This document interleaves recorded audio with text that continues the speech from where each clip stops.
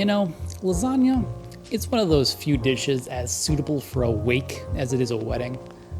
No occasion can refuse lasagna. It's also September, all of a sudden. And for a seasonal cooking junkie like me, it's a conflicting time. There's technically a few more weeks of summer, but as soon as that calendar flipped, I was already hunting for Halloween costumes and mashed potato recipes. For me, there's a couple of flavor powerhouses emblematic of both summer and fall in Italian cooking. That's tomatoes and mushrooms. Cook either of these down and you're going to have more umami than you know what to do with. As for lasagna, we all know what the deal is. It's layers upon layers of goodness that are spread wide and stacked tall. I've told you there's going to be mushrooms, tomatoes too. But there's one more thing that I've been waiting to unveil all summer long, and it's going to come out a little later in this recipe. Let's get into some of these layers. This isn't a red lasagna. There's no tomato sauce. But I grabbed 4 pounds of tomatoes and sliced them thick. Then I arranged them all on sheet trays with parchment paper underneath and set the oven to 400 degrees. All the tomatoes got drizzled with olive oil and seasoned with some good flaked salt and dried oregano. The longer the roast on these, the deeper the flavor. You can go for 30 minutes if you want, but I went nearly a full hour with these guys. Most of the liquid evaporates and the sugars caramelize, leaving behind these intensely flavored little rounds to layer into the lasagna. I left one tomato unroasted though, and sliced it thin. We're gonna get back to this one a little bit later. So I grabbed about 2 pounds of mushrooms here. They were mostly cremini, but I threw in some maitakes too. The maitakes I simply ripped apart, and the creminis all got sliced. You can roast these in the oven like I did the tomatoes, but instead I opted to saute them on the stovetop. I dumped these all into my widest pan and cooked down about half of them until they shed most of their water and shrank in size. Then I added in the rest and did the same until they were golden. This took about 20 to 30 minutes total. Now it's time for some sauce. I'm a big fan of mirepoix plus fennel as my blend of aromatics for meat and mushroom sauces. So I chopped up 1 onion, 1 carrot, 2 ribs of celery, and 1 fennel bulb, and sauteed those slowly over medium heat. These I didn't want to caramelize, but rather just let them sweat out and soften.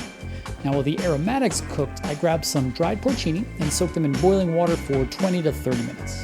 Once softened, I threw them into the blender with that steeping liquid and pureed it on max speed, leaving me with this dark porcini stock. I added this to the aromatics and let it all simmer for a while until the carrots were softened and the sauce had thickened, close to an hour.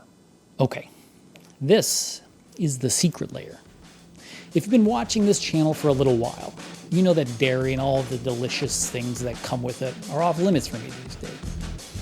Lasagna kinda needs a creamy layer, be that cheese or a bechamel sauce. This is one problem I solved with my old friend cauliflower.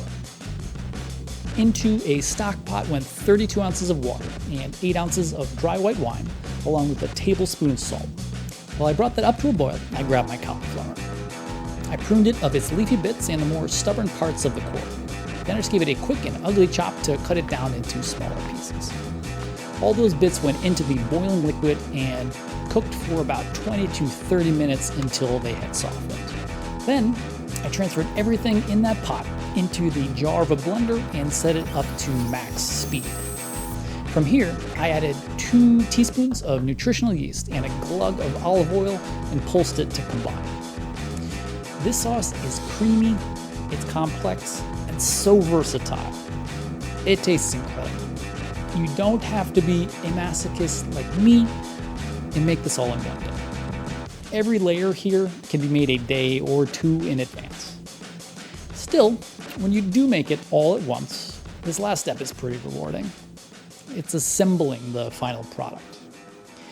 I'm using green lentil lasagna sheets for my pasta. These are great because they don't have to be pre-cooked, and the main flavor that they impart is sort of this peppery note that fits in with everything else super well. I give the base of the dish a splash of cauliflower crema and place a couple of pasta sheets on top. Then goes a layer of the mushroom sugo, then a layer of mushrooms, then a layer of crema, and then a layer of tomatoes. rinse, and repeat. When you've filled your dish to the brim, there's one last item to top it with. Do you remember that one thinly sliced tomato? Instead of roasted tomatoes, I place those thinly sliced raw tomatoes on top to roast fresh while the whole lasagna cooks. A little olive oil on top to help coax out some of the flavors, and into a 400-degree oven for 1 hour. And this is the result. Layers of tomato and mushroom sandwiched between layers of cauliflower crema. Summer meet fall. You know, I wish I had nothing bad to say about lasagna.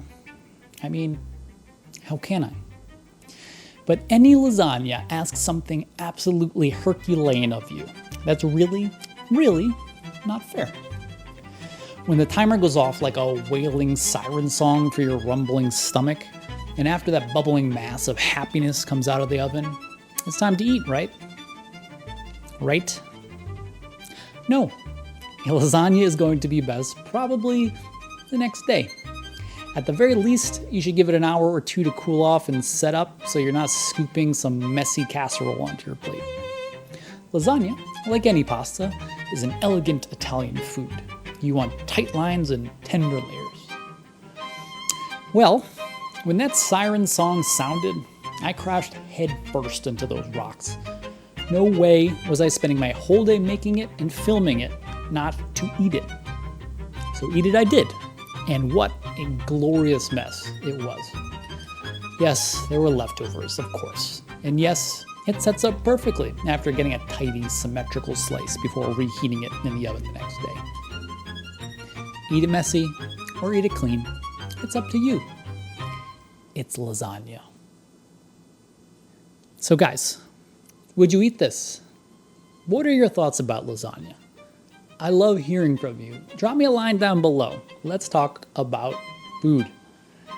In the meantime, that's going to be it for me today. Don't forget to click the like button down below. And if you want to see more recipes like this, click subscribe. Thanks everyone for coming. I'm going to see you next time. Bye now.